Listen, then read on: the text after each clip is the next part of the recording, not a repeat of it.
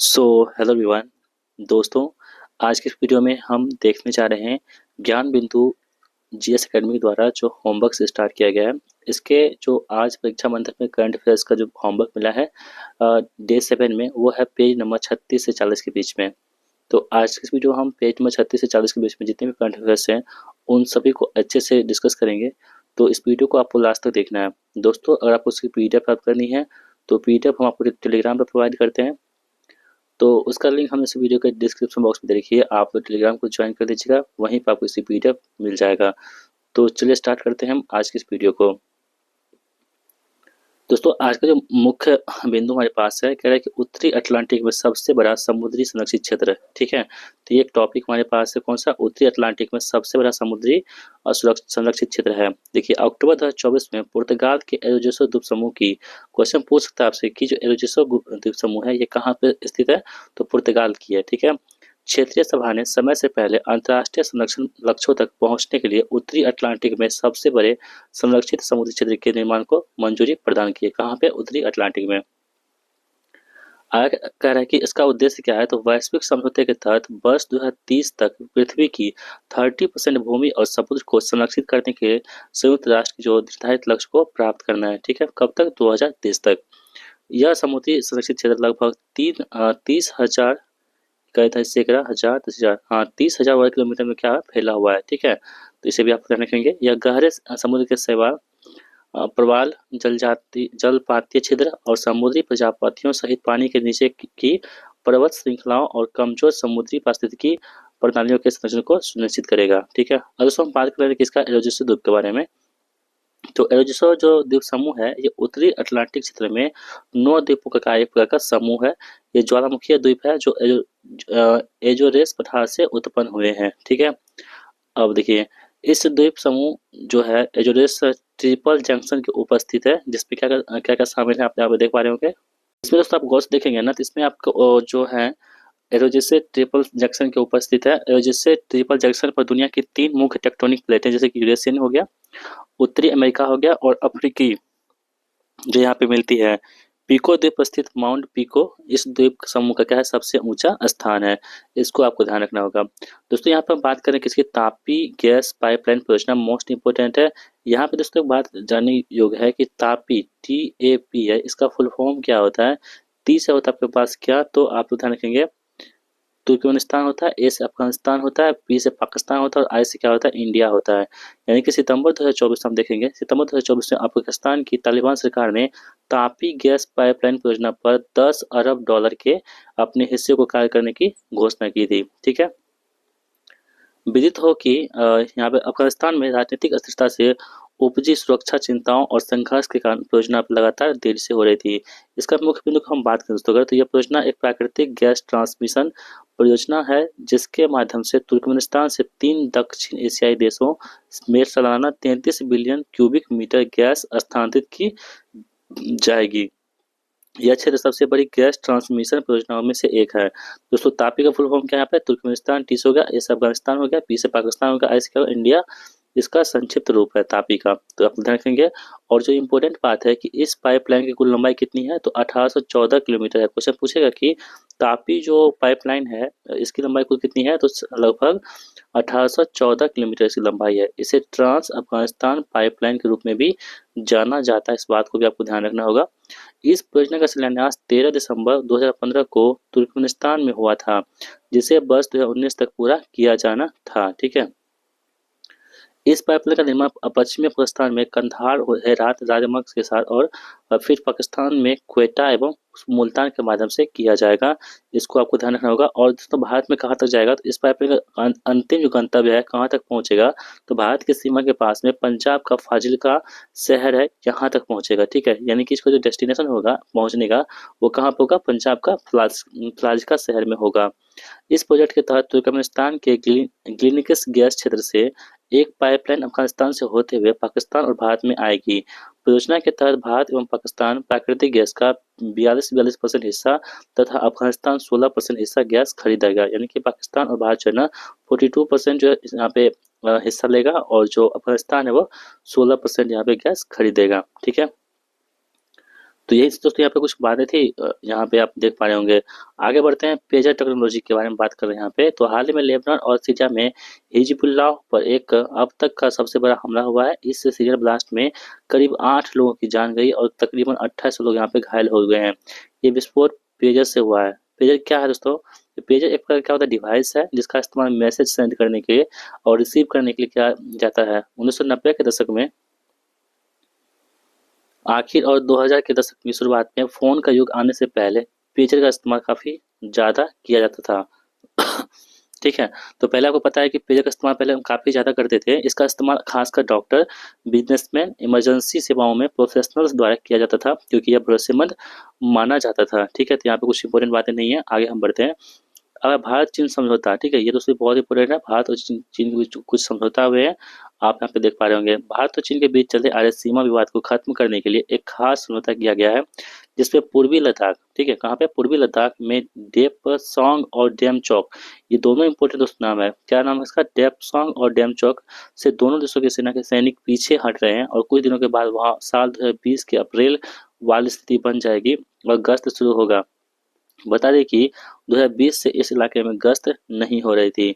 गौरतलब है कि हाल ही में एक महत्वपूर्ण कूटनीतिक घटनाक्रम में भारत और चीन ने रूस के कजान में 16वें विकसित शिखर सम्मेलन के दौरान 5 वर्षों में पहली द्विपक्षीय वार्ता की है। यानी दोस्तों आपको पता है कि 16वें जो ब्रिक्स सम्मेलन हुआ था, इस बार 16वें ब्रिक्स सम्मेलन कहाँ हुआ था? रूस के कजान में हुआ था। इसमें 5 वर्षों के दौरान पहली द्विपक्षीय वार्ता की है, भारत और चाइना के बीच में हुआ है। इसमें कह रहा है कि जो दोनों पड़ोसी देशों के बीच तनावपूर्ण संबंधों को सुधारने की दिशा में एक महत्वपूर्ण कदम है, जो पूर्वी लद्दाख में वास्तविक नियंत्रण रेखा यानी कि एलएसी पर लंबे समय से चल रहे सैन्य गतिरोध को प्रभावित किए हुए हैं। क्या है भारत और चीन के बीच समझौता? तो भारत और चीन के बीच डेपसांग और डेमचौक से दोनों देशों की सेनाओं को हटाने का समझौता हुआ है, जिसका उद्देश्य दोनों देशों के बीच पूर्वी लद्दाख क्षेत्र में तनाव को कम करना है। ठीक है, इस समझौते के तहत दोनों देशों ने डेपसांग और डेमचौक इस क्षेत्रों में तैनात अपने अपने सैनिकों को पीछे हटाने पर सहमति व्यक्त की है। यह समझौता भारत और चीन के बीच संबंधों में सुधार की दिशा में एक महत्वपूर्ण कदम माना जा रहा है। इस समझौते से दोनों देशों के बीच विश्वास बढ़ने की उम्मीद है और यह क्षेत्रीय स्थिरता के लिए भी फायदेमंद हो सकता है। देखिए, हम बात दोस्तों की एलएसी की, यानी कि वास्तविक जो यानी कि नियंत्रण रेखा है, पाकिस्तान के साथ नियंत्रण रेखा से किस प्रकार भिन्न है। एलओसी कश्मीर युद्ध के बाद संयुक्त राष्ट्र द्वारा 1948 में तय की गई युद्ध विराम रेखा से उभरी है। यानी कि एलओसी को जो तय किया गया था वो संयुक्त राष्ट्र द्वारा कब 1948 में तय किया गया था। इसे 1972 में दोनों देशों के बीच शिमला समझौता के बाद से एलओसी के रूप में नामित किया गया है। इस बात को भी आपको ध्यान रखना होगा, ये भी इम्पोर्टेंट है। एलएसी एक अवधारणा है जो इस दोनों देशों द्वारा सहमति नहीं है, ना ही इसे मानचित्र पर चित्रित किया गया है। देखिए, डेप्सांग मैदान और डेमचौक का वास्तविक सामरिक महत्व क्या है। तो डेप्चांग मैदान की अगर दोस्तों बात करें तो डेप्चांग मैदान रणनीतिक रूप से महत्वपूर्ण क्षेत्र है, क्योंकि पीएलए के नियंत्रण से सियाचिन ग्लेशियर पर भारत के नियंत्रण को खतरा है, जिससे भारतीय सेना चीन और पाकिस्तान दोनों ओर से घिरी हुई होती है। तो चीन और पाकिस्तान के दोहरे हमले की स्थिति में सियाचिन ग्लेशियर पर भारत की सैन्य स्थिति अत्यंत कमजोर हो जाएगी। यहाँ मौजूद समतल भूमि के कारण भारतीय सेना इसे लद्दाख में सबसे सुमेघ क्षेत्र में निर्देशित करती है, जो मशीनी युद्ध के लिए उपयुक्त है और अक्साई चीन क्षेत्र तक सीधी पहुंच प्रदान करता है। तो डेमचौक की हम बात करें अगर, तो डेमचौक पर नियंत्रण अक्साई चीन क्षेत्र में चीनी गतिविधियों और हलचलों पर प्रभावी निगरानी की अनुमति देता है। तो कुछ बातें यहाँ पे है जो इम्पोर्टेंट नहीं है, हम देख लेते हैं किसको। तो अब हम देख लेते हैं अक्साई चीन के बारे में। तो भारत चीन ने 3488 किलोमीटर सीमा साझा करता है। यानी भारत और चीन, आपको हम बताए हैं कि भारत और चीन के बीच में जो है 3488 किलोमीटर की होती है साझा, मतलब कि सीमा साझा की जाती है। ये सीमा लद्दाख को हिमाचल प्रदेश, उत्तराखंड, सिक्किम और अरुणाचल प्रदेश से होकर गुजरती है। ये सरहद 3 क्षेत्रों में बटी हुई है, पश्चिमी क्षेत्र यानी कि लद्दाख, मध्य क्षेत्र यानी कि हिमाचल प्रदेश और उत्तराखंड, और पूर्वी क्षेत्र यानी कि सिक्किम व अरुणाचल प्रदेश में बटा हुआ अक्साई चीन।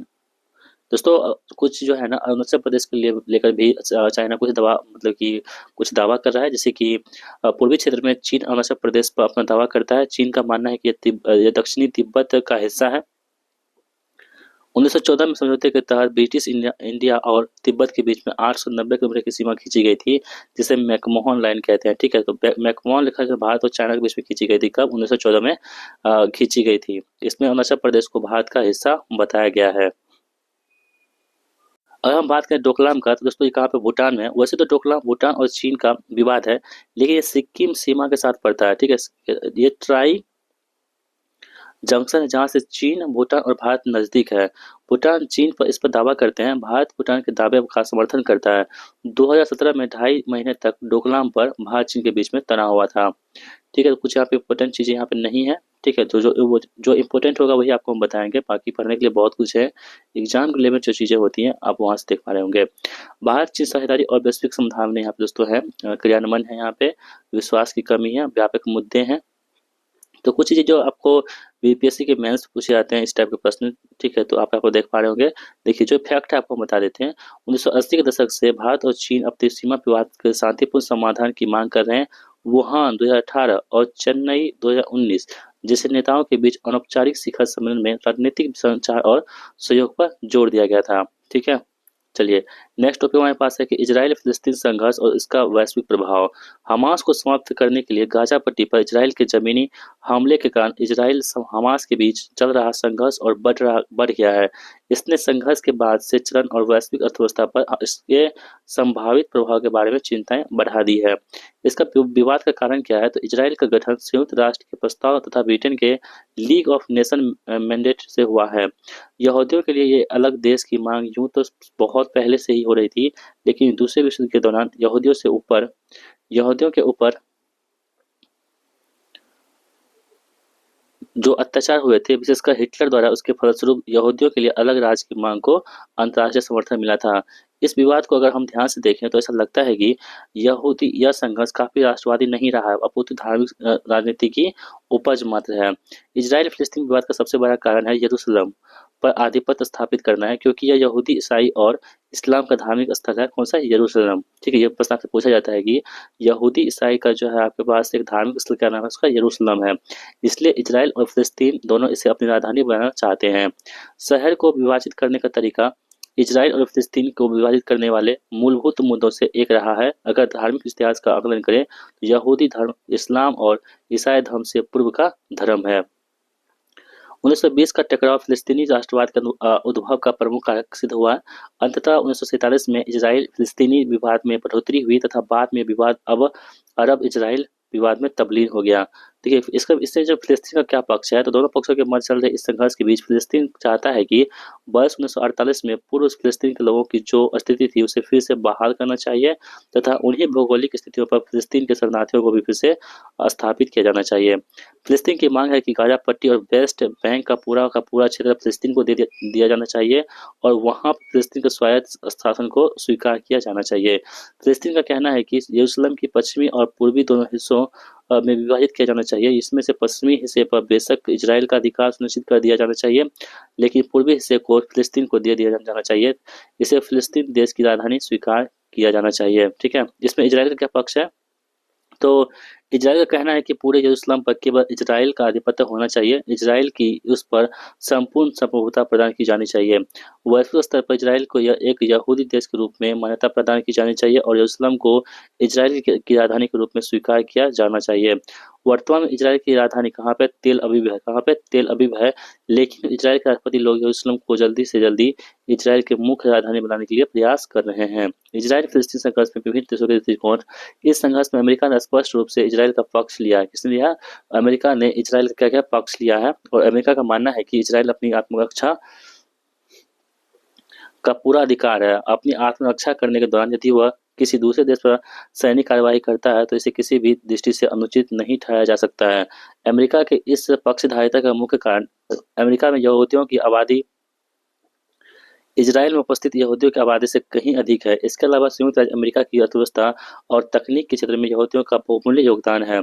तुर्की और पाकिस्तान जैसे देशों ने खुलकर फिलिस्तीन का पक्ष लिया है और उन्होंने फिलिस्तीन के दावे को मूर्त रूप देने का बल दिया है। इसके अलावा विभिन्न अरब देशों ने तथा इस्लामिक सहयोग संगठन OIC ने भी फिलिस्तीन के दावे को भी ही सही माना है और इसे लागू करने के लिए वैश्विक स्तर पर निरंतर प्रयास कर रहे हैं। इस दोस्तों भारत का दृष्टिकोण क्या हम लोग देख लेते हैं। तो इस संघर्ष के दौरान भारत ने हमेशा फिलिस्तीन का सहयोग किया है। जब कभी भी संयुक्त राष्ट्र संघ में इस संघर्ष से संबंधित विवाद उठा है तो भारत ने फिलिस्तीन के पक्ष में मतदान किया है। ठीक है, तो भारत जो है किसके पक्ष में है? फिलिस्तीन के पक्ष में है। 1992 ईस्वी में पहले भारत के इजराइल के साथ कूटनीतिक संबंध नहीं थे। 1992 ईस्वी में पहली बार भारत ने इजराइल के साथ अपने कूटनीतिक संबंधों की शुरुआत की थी। कब? 1992 में। इजराइल और फिलिस्तीन के बीच लंबे समय से चल आ रहे संघर्ष पर भारत ने हमेशा यह मत व्यक्त किया है कि दोनों देशों को हिंसा का परित्याग करना चाहिए और शांतिपूर्ण वार्ता के साथ समस्या का समाधान करने और आगे बढ़ना चाहिए। ठीक है, ये हमारे देश भारत का अपना स्टैंड है। इजराइल और संयुक्त राष्ट्र राहत एवं कार्य एजेंसी पर प्रतिबंध। हाल ही में इजरायली संसद ने 2 कानून पारित किए जो गाजा में लोगों को सहायता प्रदान करने वाली संयुक्त राष्ट्र राहत एवं कार्य एजेंसी के काम को खतरे में डाल सकते हैं। इजराइल द्वारा पारित हालिया कानून। इजराइल द्वारा पारित हालिया कानून के तहत इजरायली क्षेत्र में यूएनआरडब्ल्यू की गतिविधियों को प्रतिबंधित करने के साथ ही उसके साथ संबंध स्थापित कर दिए जाएंगे, साथ ही उसे एक आतंकवादी संगठन माना जाएगा। ये कानून इजराइल और संयुक्त राष्ट्र के बीच सबके निम्न स्तर को संकेत देते हैं। इजराइल के विदेश मंत्रालय द्वारा यूएन को अधिसूचित किए जाने के 60 से 90 दिनों के बाद ये कानून लागू हो जाएंगे। ठीक है, तो ये कानून है, आप यहाँ पे देख पा रहे होंगे, ये इतना इंपॉर्टेंट हम लोग के लिए नहीं है। ठीक है, आगे दोस्तों हम बात करते हैं इजराइल बना एशियाई विकास बैंक का सदस्य। ये इंपॉर्टेंट है दोस्तों, बहुत इंपॉर्टेंट है। इजराइल जो है वो बना एशियाई विकास बैंक का सदस्य। हाल ही में इजराइल एशियाई विकास बैंक का सदस्य बना है, जिससे अब एशियाई विकास बैंक के सदस्यों की संख्या कितनी हो गई? 69 हो गई है। ये इंपॉर्टेंट फैक्ट है। आपसे प्रश्न पूछा जाए कि हाल ही में कौन सा ऐसा देश है जो एशियाई विकास बैंक एडीबी का मेंबर बना है दोस्तों? वो इजराइल बना है, और इजराइल को बनते ही इसमें कुल कितने सदस्य हो गए हैं? तो सदस्यों की संख्या 69 पहुंच चुकी है। ठीक है, यानी 68 था इससे पहले, अब 69 हो चुकी है। एशियाई विकास बैंक के बारे में अगर बात करें तो यह एशिया प्रशांत क्षेत्र पर केंद्रित एक क्षेत्रीय बहुपक्षीय संस्था है। यह सामाजिक और आर्थिक विकास को बढ़ावा देने के लिए सदस्य देशों को ऋण प्रदान करता है। ठीक है, इसकी स्थापना कब हुई थी? तो एडीबी की स्थापना होती है 1966 में, इसकी स्थापना होती है। और इसका मुख्यालय कहाँ पे है? फिलीपींस की राजधानी मनीला में स्थित है। कहाँ पे? फिलीपींस की राजधानी मनीला में एडीबी का मतलब कि हेडक्वार्टर है, और इसकी स्थापना कब हुई थी? 1966 में एडीबी की स्थापना होती है। अगला प्रश्न क्या है कि रूस यूक्रेन संघर्ष एक नए अध्याय की भारतीय कूटनीति। रूस यूक्रेन युद्ध को 3 साल से ज्यादा का वक्त हो चुका है, आप सबको पता है, लेकिन इसके बावजूद है ना, इस युद्ध का अंत अभी तक नहीं हो पाया है। दुनिया के बड़े बड़े देश इस युद्ध को खत्म करने की कोशिश में लगे हुए हैं, लेकिन भारत ने अब तक इस युद्ध को खत्म करने का बीड़ा उठा लिया है। प्रधानमंत्री नरेंद्र मोदी के रूस और यूक्रेन की यात्रा के बाद अब इस जंग के खत्म होने की संभावनाएं बढ़ गई है। बीते दिन रूस के राष्ट्रपति व्लादिमीर पुतिन ने बयान जारी कर इस युद्ध में भारत की मध्यस्थता की इच्छा जताई थी। पुतिन ने सिर्फ भारत ही नहीं बल्कि चीन और ब्राजील को भी मध्यस्थता करने को कहा है, लेकिन पूरी दुनिया की नजरें भारत और प्रधानमंत्री मोदी पर टिकी हुई हैं कि ये भारत इस युद्ध को रुकवाने की क्षमता रखता है और ये युद्ध रुकवा सकता है। ठीक है, देखिए पृष्ठभूमि देख लेते हैं हम लोग। तो यूक्रेन और रूस सैकड़ों वर्षों के सांस्कृतिक, भाषाई और पारिवारिक संबंध साझा करते हैं। रूस और यूक्रेन में कई समूहों के लिए देशों की साझा विरासत एक भावनात्मक मुद्दा है, जिसका चुनावी और सैन्य उद्देश्य के लिए प्रयोग किया जाता है। सोवियत संघ के हिस्से के रूप में यूक्रेन रूस के बाद दूसरा सबसे शक्तिशाली सोवियत गणराज्य था। रणनीतिक, आर्थिक एवं सांस्कृतिक रूप से काफी महत्वपूर्ण था। आगे बढ़ते हैं, संघर्ष का क्या कारण है देख लेते हैं हम लोग। शक्ति संतुलन। जब से यूक्रेन सोवियत संघ से अलग हुआ है, रूस और पश्चिम देशों ने उस क्षेत्र में सत्ता संतुलन को अपने पक्ष में रखने के लिए लगातार संघर्ष किया है। पश्चिमी देशों के लिए बफर जोन, अमेरिका और यूरोपीय संघ के लिए यूक्रेन रूस और पश्चिम के बीच में एक महत्वपूर्ण बफर जोन है। काला सागर में रूस की रुचि। काला सागर क्षेत्र का अद्वितीय भूगोल रूस को कई भौगोलिक लाभ यहाँ पे प्रदान करता है। सबसे पहले यह पूरे देश के लिए एक महत्वपूर्ण क्षेत्र है। काला सागर तक पहुंच सभी तटीय एवं पड़ोसी राज्यों के लिए महत्वपूर्ण यहाँ पे माना जाता है। ठीक है, चलिए बढ़ते हैं अगले हम टॉपिक की ओर। कह रहे हैं कि यूक्रेन की नाटो सदस्यता। ठीक है, तो यूक्रेन की जो नाटो सदस्यता है, देखिए यूक्रेन की नाटो सदस्यता। यूक्रेन ने उत्तरी अटलांटिक संधि संगठन नाटो से गठबंधन में अपने देश की सदस्यता में तेजी लाने का आग्रह किया है। रूस ने इस तरह के एक कदम को रेड लाइन घोषित कर दिया है और अमेरिका के नेतृत्व वाले सैन्य गठबंधन तक इसकी पहुंच के परिणामों के बारे में चिंतित है। काला सागर बुल्गारिया, जॉर्जिया, रोमानिया, रूस, तुर्की और यूक्रेन से घिरा हुआ है। तो दोस्तों ये सभी क्या है, नाटो के देश हैं। नाटो देशों और रूस के बीच इस टकराव के कारण काला सागर सामरिक महत्व का क्षेत्र है, और ये संभावित समुद्री फ्लैश पॉइंट है। सॉरी। अगर हम वर्तमान स्थिति की बात करें अगर, तो रूस अमेरिका से आश्वासन मांग रहा है, जो रूस है वो अमेरिका से आश्वासन मांग रहा है कि यूक्रेन को नाटो में शामिल नहीं किया जाए। तो यूक्रेन को जो है ना नाटो में शामिल नहीं किया जाए, क्यों, हालांकि अमेरिका ऐसा कोई आश्वासन देने को तैयार नहीं है। इसने देशों के मध्य गतिरोध की स्थिति उत्पन्न कर दी है, जिस कारण से हजारों रूसी सैनिक यूक्रेन पर आक्रमण करने के लिए तैयार हैं। पश्चिमी देशों से प्रतिबंध में राहत और विस्तृत अन्य रियासतें प्राप्त करने के लिए रूस यूक्रेन की सीमा पर तनाव बढ़ रहा है। रूस के खिलाफ अमेरिका या यूरोपीय संघ द्वारा किसी भी प्रकार की सैन्य कार्रवाई विश्व के समक्ष एक बड़ा संकट उत्पन्न कर देगी, और अब तक इसमें शामिल किसी भी पक्ष द्वारा इस पर विचार या बातचीत नहीं की गई है। ठीक है। वैसे भारत का रुख क्या है, हम लोग देख लेते हैं। भारत ने शुरू से ही युद्ध की निंदा करते हुए दोनों पक्षों से संयुक्त राष्ट्र चार्टर के सिद्धांतों और क्षेत्रीय अखंडता व आदर करने के लिए कूटनीति के द्वारा समाधान खोजने का आग्रह किया है। अपनी यूरोप यात्रा के दौरान चीनी राष्ट्रपति शी जिनपिंग सर्बिया और हंगरी तक जाकर लौट गए, वह यूक्रेन नहीं गए। इसलिए प्रधानमंत्री मोदी ने यूक्रेन यात्रा का चुहनजोर स्वागत किया। चुहनजोर स्वागत हुआ। अपनी बहुचर्चित यूक्रेन यात्रा के दौरान राष्ट्रपति जेलेंस्की के साथ वार्ता में प्रधानमंत्री मोदी ने कहा था, हम तटस्थ नहीं है, हमने शुरू से ही एक पक्ष सुना है और वह पक्ष शांति का है। भारत के किसी भी प्रधानमंत्री की यह पहली यूक्रेन यात्रा थी। ठीक है, यानी कि पहली यूक्रेन यात्रा थी भारत के किसी प्रधानमंत्री की। वह 1.5 महीने पहले रूस की यात्रा पर भी गए थे। तब उन्होंने राष्ट्रपति पुतिन से कहा था कि युद्ध का समाधान जंग के मैदान से नहीं मिलता है, बल्कि शांति से मिलता है, और भारत जो है वसुदेव कुटुंबकम की जो है शांति पे चलता है, और विश्व के सभी देशों को अपना जो है क्या मानता है, उसको क्या बोलते हैं, उसको मेहमान मानता है।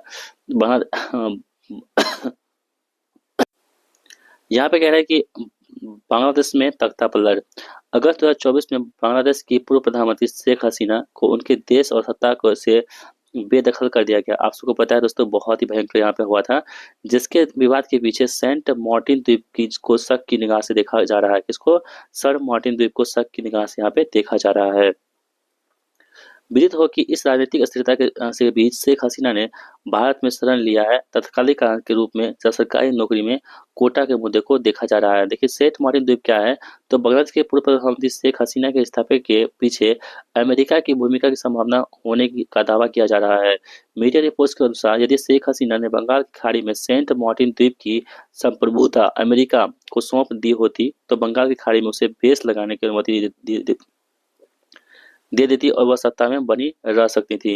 द्वीप के बारे में, सेंट मार्टिन द्वीप जो है बंगाल की खाड़ी के उत्तर पूर्वी क्षेत्र में बांग्लादेश और म्यांमार की सीमाओं के तट स्थित है। तो क्वेश्चन तो बहुत ये पूछ सकता है आपसे कि सेंट मार्टिन द्वीप कहाँ पे स्थित है, इसका लोकेशन कहाँ पे है, क्योंकि जो चीज़ें बहुत ही ज़्यादा मतलब कि फेमस होती है ना, तो वही आप का एग्जाम का पार्ट्स बन जाता है।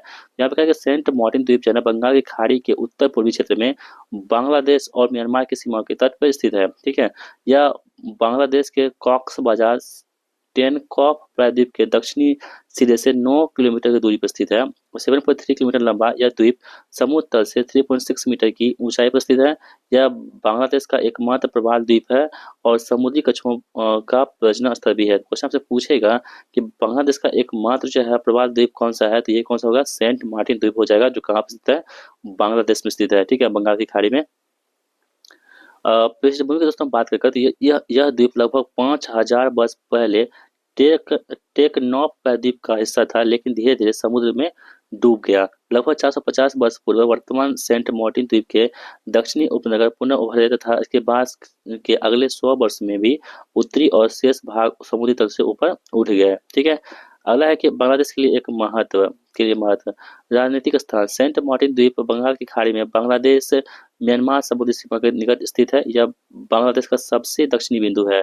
तो क्वेश्चन से पूछ सकता है कि जो बांग्लादेश है इसका सबसे दक्षिणी बिंदु कौन सा हो जाएगा, तो वो कौन सा होगा? तो ये सेंट मार्टिन द्वीप हो जाएगा, जो बांग्लादेश का सबसे दक्षिणी बिंदु है। यह बांग्लादेश के विशेष आर्थिक क्षेत्र ईईजेड संबंधी समुद्री दावों को पुष्ट करने के लिए महत्वपूर्ण भूमिका निभाता है। आर्थिक क्षमता की दोस्तों अगर बात करें हम लोग, तो सेंट मार्टिन द्वीप के आसपास का जल समुद्री संसाधनों से समृद्ध है, जिसमें मछली व संभावित रूप से हाइड्रोकार्बन शामिल है। इस द्वीप में पर्यटन की भी अत्यधिक क्षमता है। यह घरेलू एवं अंतर्राष्ट्रीय पर्यटकों को आकर्षित करता है, जो स्थानीय अर्थव्यवस्था के में योगदान देता है।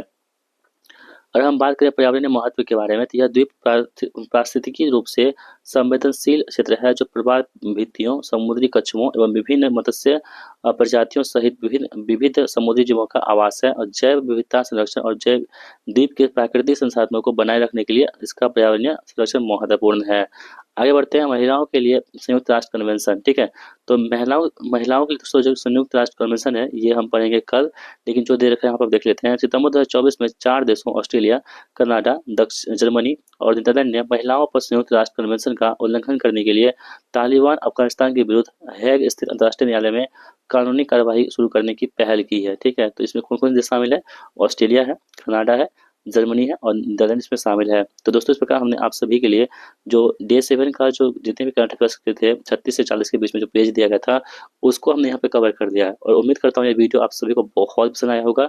दोस्तों अगर आपको हमारी वीडियो पसंद आती है और आपको इस तरह की वीडियो देखना पसंद है, तो वीडियो को लाइक कीजिएगा और चैनल को सब्सक्राइब करके रख लीजिएगा, क्योंकि हम आपको इस चैनल पर डेली इस तरह से वीडियो अपलोड करेंगे। तो चलिए मिलते हैं नेक्स्ट वीडियो में, तब तक के लिए जय हिंद, वंदे मातरम।